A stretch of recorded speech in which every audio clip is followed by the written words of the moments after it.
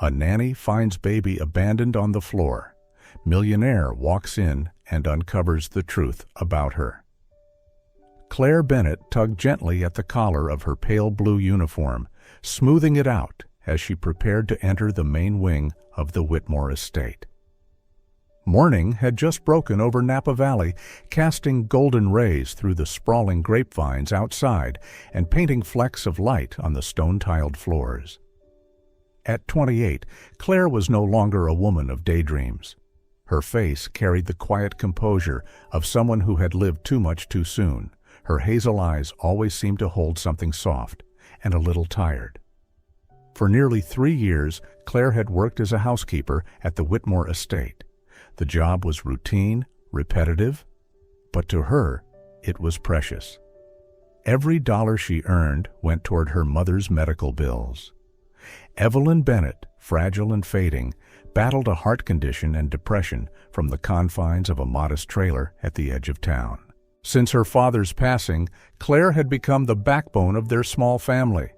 She had let go of her childhood dream of becoming a preschool teacher and threw herself into any work she could find, so long as it paid.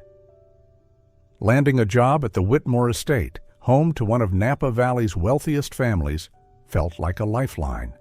She promised herself she would never mess it up. The Whitmore mansion stood at the heart of an expansive vineyard, its historic architecture nestled among rows of thriving grapevines. Ethan Whitmore, the only heir, was a quiet, reserved man. Claire rarely saw him. On the rare occasions their paths crossed, she would simply nod respectfully and retreat. That was the unspoken rule here. Do your job well and stay invisible.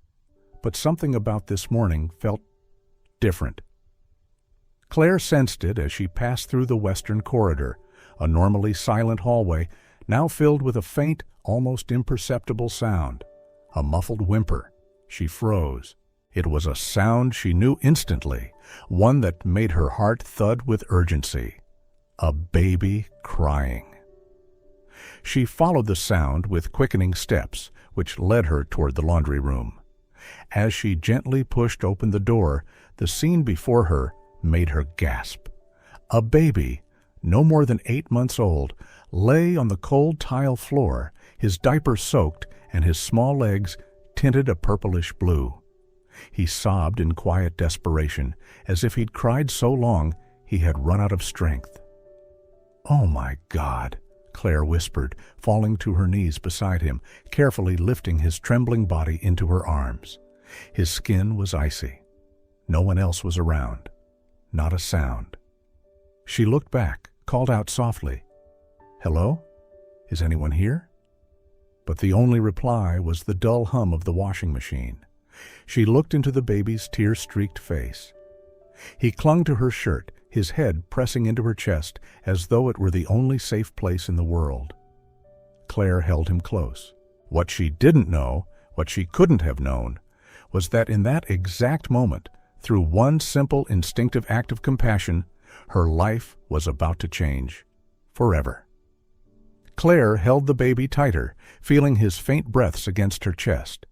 His tiny body trembled, and his skin was cold and pale. She glanced around, looking for towels, clean diapers, anything to keep him warm.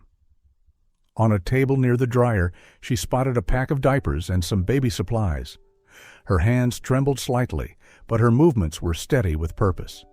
She laid the baby on a folded blanket nearby, carefully removed his soaked diaper, and began cleaning his delicate skin with utmost care. "It's okay now, sweetheart," she whispered, her voice soft like a lullaby. The baby, Chris, stopped crying, as though her arms were the only safe place he knew. His dark eyes locked onto hers. Claire smiled gently, her heart tightening. How could someone leave such a fragile soul like this? She didn't know much about the child, only bits and pieces from whispered conversations that he was the son of Ethan Whitmore's sister, currently overseas for work. Chris had been left in the care of the family. But where was the nanny? Claire looked around once more. Still no one. just the quiet hum of laundry machines and the steady, shallow breathing of the baby in her arms. And then, the sound of footsteps. Firm, deliberate, approaching fast. Claire looked up. The door swung open. Ethan Whitmore. He stood tall in the doorway, dark brown hair, neatly styled, dressed in a crisp white shirt and tailored trousers.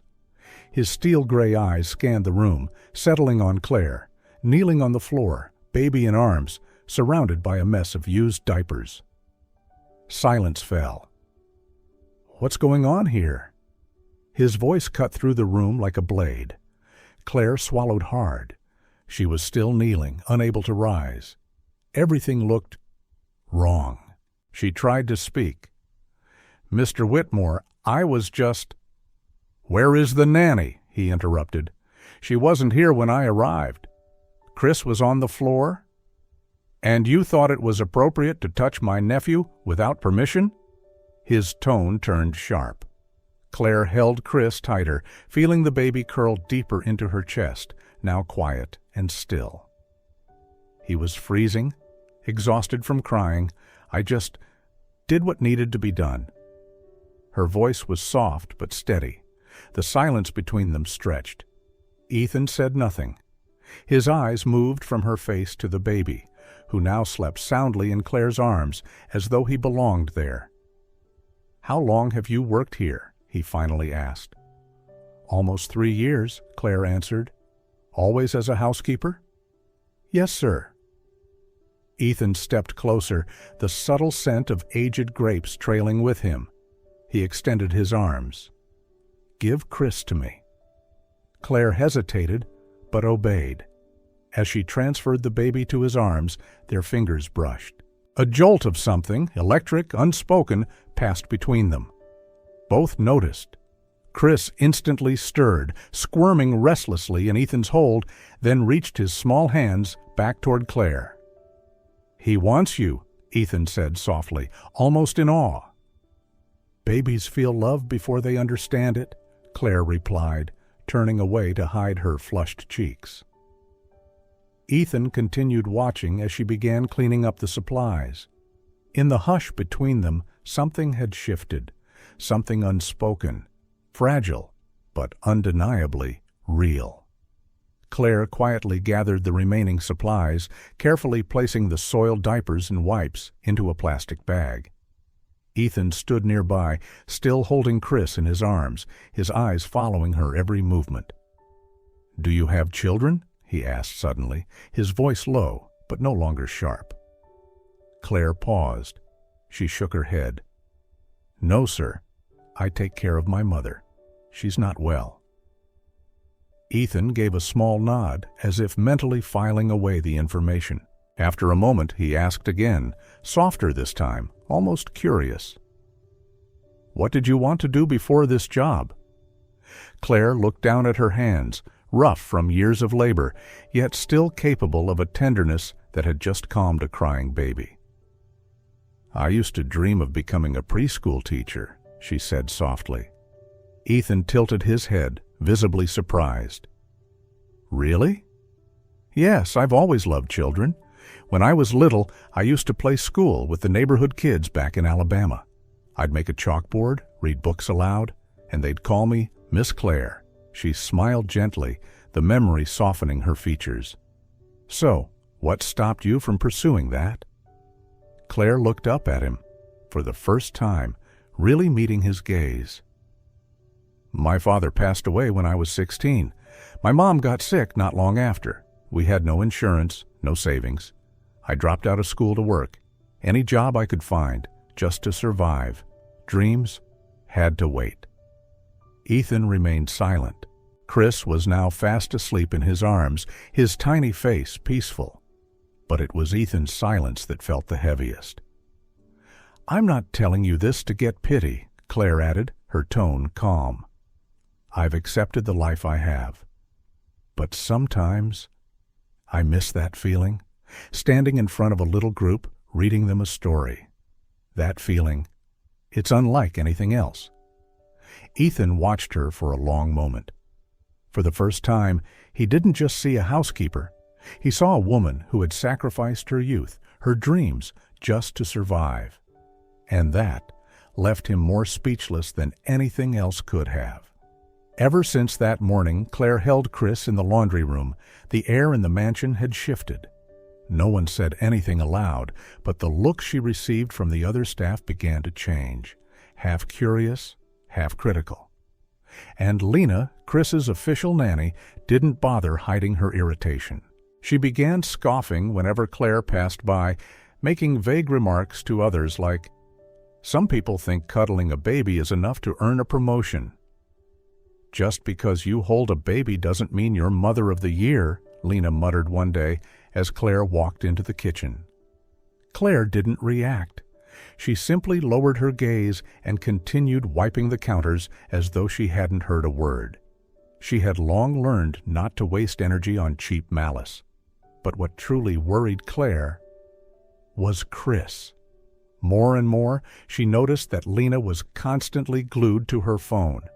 There were times when Chris would cry for minutes in his crib while Lena sat nearby, headphones in, lost in social media. One morning, Claire passed by the nursery and heard frantic crying. She gently pushed the door open to find Chris red-faced, his little fists pounding the mattress. Lena was in the chair, earbuds in, eyes fixed on her phone screen. Claire stepped in quietly, scooped Chris into her arms, and began to soothe him. When Lena finally noticed, she yanked out her earbuds and glared. "What are you doing? That's my job," Lena snapped. "He's been crying for a while. I was just helping," Claire replied calmly. "Helping?" Lena scoffed. "I know exactly what you're trying to do." Claire didn't respond. She gently placed Chris back in the crib, patted his back softly, and walked away. Ethan had begun to notice. He observed that every time Claire entered the room, Chris would settle, calmer, quieter. Babies don't lie. They simply respond to what they feel. One afternoon, Ethan happened to see Lena sitting in the garden, laughing at something on her phone, while Chris played alone under a tree, his face streaked with dirt. Ethan froze. Something inside him stirred. He remembered that morning when Claire held Chris, the softness in her voice, the care in her hands, the love in her eyes. He said nothing. But from that moment on, something in Ethan's gaze told Claire clearly. He was starting to believe her. On Monday morning, a black car pulled up in front of the estate gates. Sophia Whitmore had returned after 2 weeks of business in New York. Every step she took radiated the confidence and poise of a successful attorney and respected single mother in high society. The moment she stepped inside, she didn't waste time. "Where's Chris?" she asked the house manager. "He's in the garden with Lena, ma'am," the manager replied. Sophia walked straight toward the glass doors that opened to the back garden. The sight before her made her brow furrow instantly. Chris was sitting alone beneath a tree, scooping dirt with his hands, his clothes smeared and messy. A few meters away, Lena, the paid nanny, sat with her legs crossed, giggling at something on her phone. Earbuds firmly in place, completely unaware of her surroundings. Sophia said nothing. She opened the door and walked directly outside. Lena looked up just in time to see Sophia standing right in front of her. "Ms. Sophia!" Lena scrambled to her feet, yanking out her earbuds. "Lena, my office, now," Sophia said, her tone calm but razor-sharp. 15 minutes later, Lena exited the estate, her eyes red, clutching her handbag tightly. As she passed Claire in the hallway, she paused just long enough to hiss, "You think you're something special?" Her voice was low, biting. "People like you never last in a place like this." Claire didn't reply. She only gripped the cleaning cloth in her hands a little tighter and turned away. That afternoon, Claire was called into the office. Sophia was already waiting, seated behind her gleaming mahogany desk. The late afternoon sun filtered through sheer curtains, casting a soft golden hue across the room. "Have a seat, Claire." Claire hesitated, her heart racing as she sat down. She didn't know what was coming. "I've been watching closely these past few days," Sophia began, "and today I saw enough." Claire swallowed hard, remaining silent. "I believe you are the right person to care for Chris," Sophia said plainly. "I'd like to offer you the role of official nanny." Claire was stunned. "Ma'am, I don't have any credentials. I'm just a cleaner." "You have what no diploma can teach," Sophia said firmly.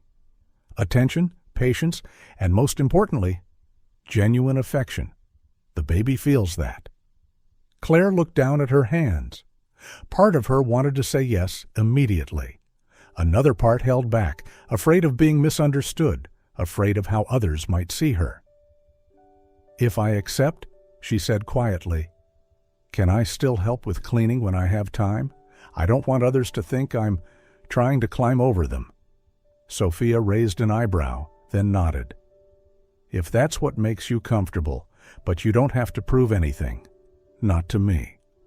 Claire smiled, a quiet smile, but different this time. There was trust in it, and a fragile new hope. "Then I accept."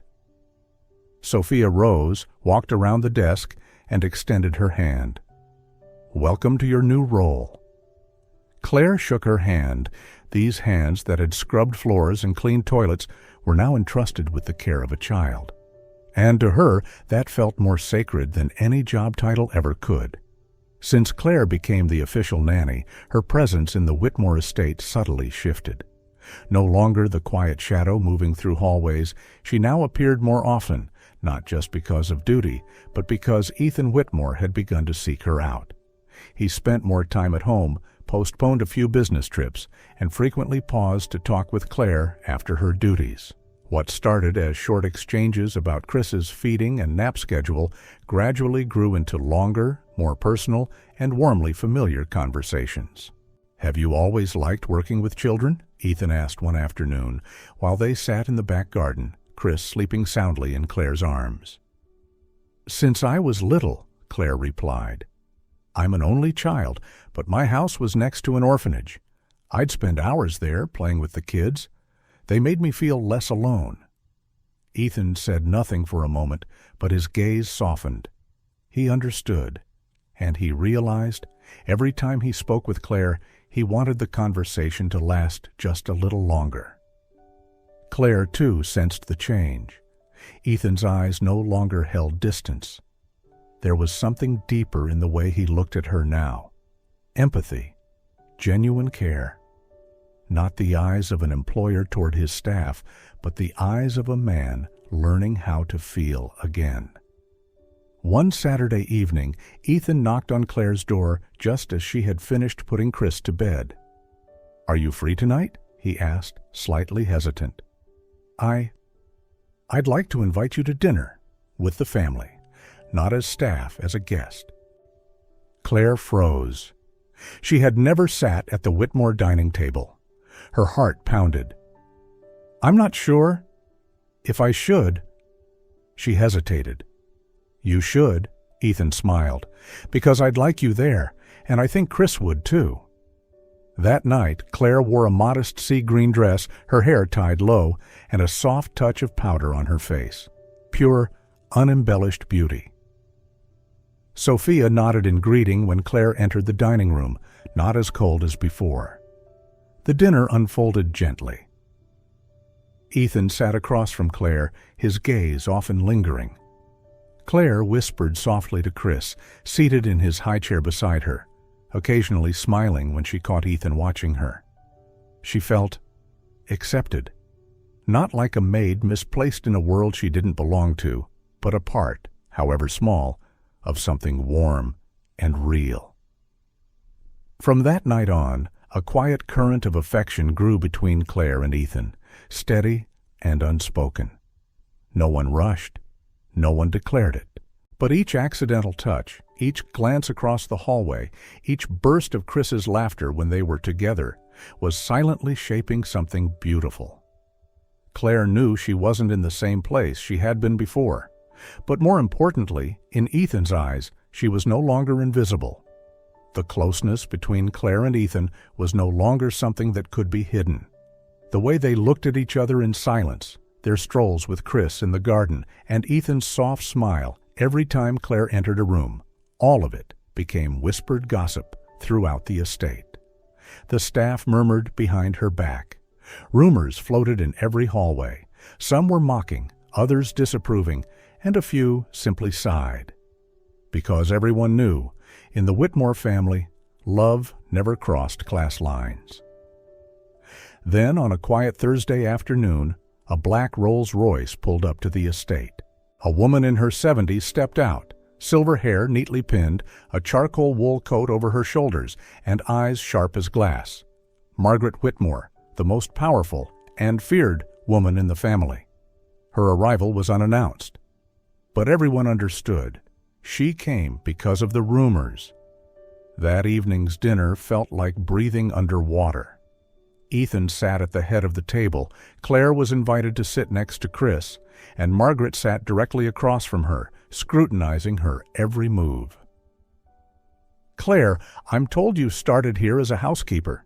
Margaret spoke, her voice measured but cold. "Yes, ma'am," Claire replied softly. "And now the official nanny. Quite the advancement." Claire nodded, steady. "I'm grateful for the opportunity." "Gratitude is good, but so is knowing your place. What kind of family do you believe you belong in, Claire?" Claire froze momentarily, but kept her calm. "I believe what matters is not where I come from, but how I treat those around me." The room fell silent. Ethan turned to look at her, surprised and proud. After dinner, Margaret invited Claire to her private library, a dark wood-paneled room with high ceilings and the scent of old paper. Claire sat across from the woman who commanded an entire legacy, her heartbeat echoing in her ears. "I'll be direct," Margaret began. "I've seen the way my grandson looks at you." Claire said nothing, her hands clenched gently in her lap. "Ethan is a good man, but easily swayed by emotion. This family has standards, and a relationship like this would damage its image." Claire looked up, steady. "I never intended to cause problems." "I know," Margaret nodded, "which is why I'm offering you a chance to walk away with dignity." She reached into her purse and pulled out an envelope. "This is a personal letter of recommendation from me to a prestigious preschool academy in New York. Should you accept, you'll have a position as an advisor, housing provided, and a scholarship to further your education. A noble beginning, but elsewhere." Claire stared at the envelope in silence. "In return," Margaret continued slowly, "you'll leave this place. No goodbye. No conversation with Ethan." Claire sat still. Every word cut deeper. A part of her wanted to cry, but she didn't. "Thank you," she whispered, "for thinking of my future. But I need time to consider." "Of course," Margaret said, standing. "Just remember, sometimes letting go is the most graceful act of all." The door to the library closed quietly behind her.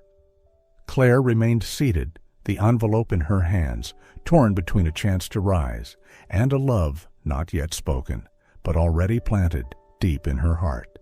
Claire returned to her room that night, still holding the envelope Margaret had handed her. The small space felt unusually quiet. Outside, the wind rustled softly through the window, while inside, her mind was split in two. One side whispered, "This is a once-in-a-lifetime opportunity. You may never get it again."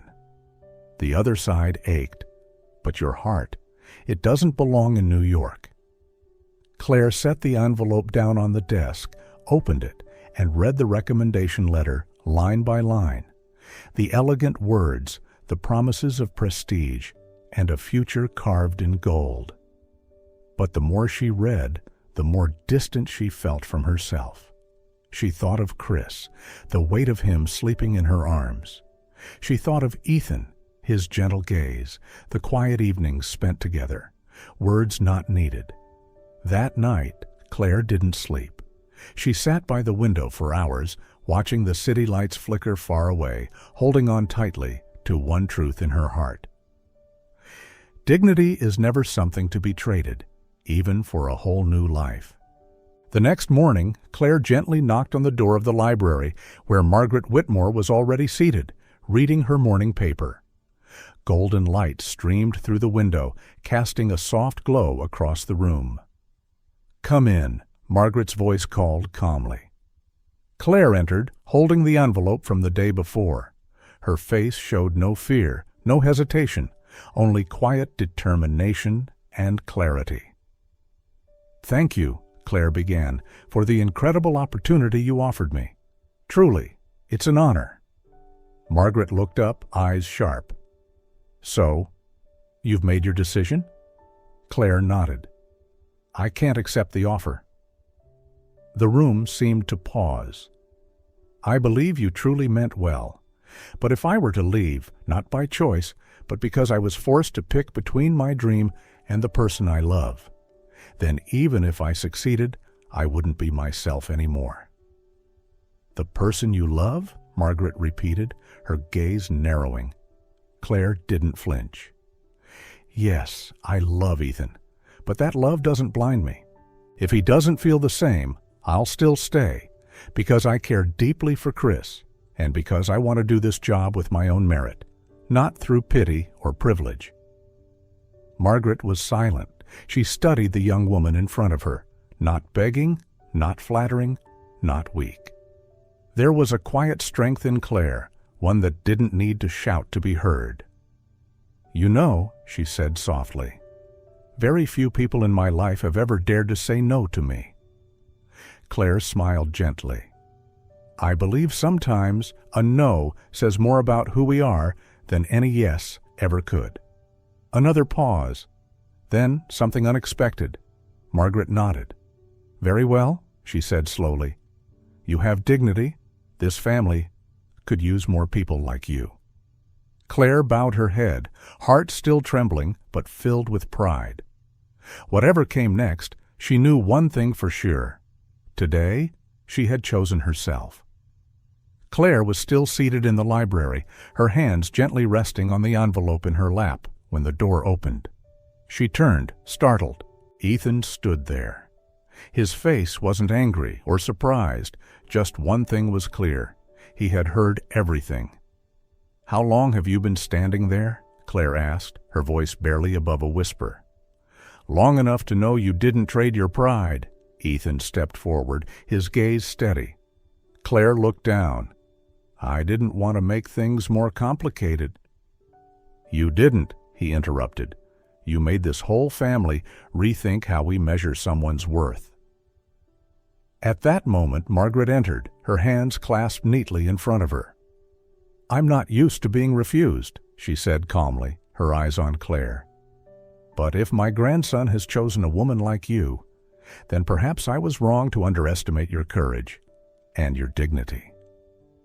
Claire stood, ready to respond, but Margaret raised a hand gently.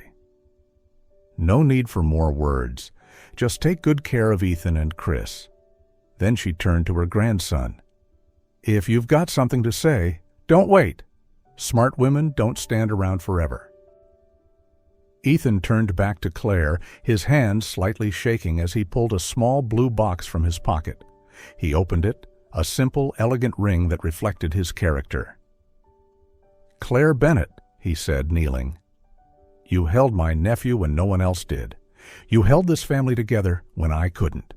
And now, I want to hold you, not just as Chris's nanny, but as the woman I want to grow old with.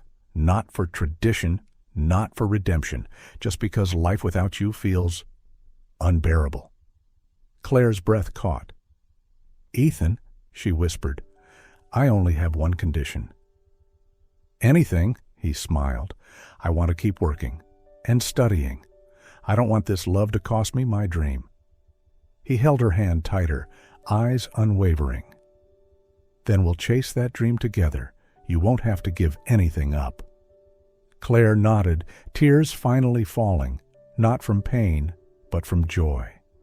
And in that moment, with Ethan's hand in hers and Chris asleep nearby, Claire realized this was not the end of her story.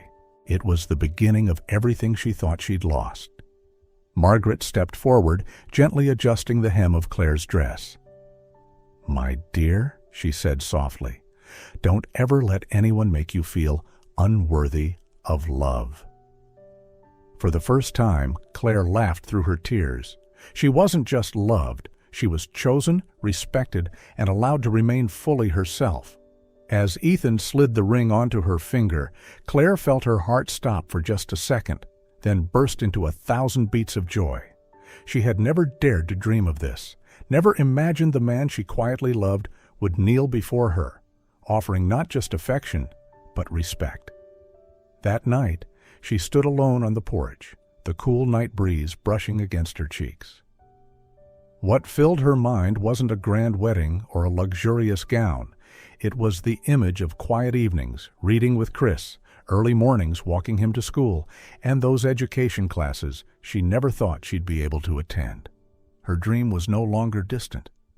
It was forming bit by bit, shaped by her choices, and by a love that didn't require her to sacrifice who she was. Claire knew life wouldn't be easy. There would be challenges, judgment, and whispers that lingered in corners. But now she wasn't alone. She had Ethan, she had Chris, and she had herself, whole, unbroken, stronger than ever before. 3 years later, on a crisp spring morning in the peaceful town of Napa Valley, the white wooden gate of a small preschool swung open.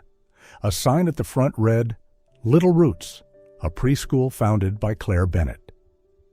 The journey had been long, but every step had led her here.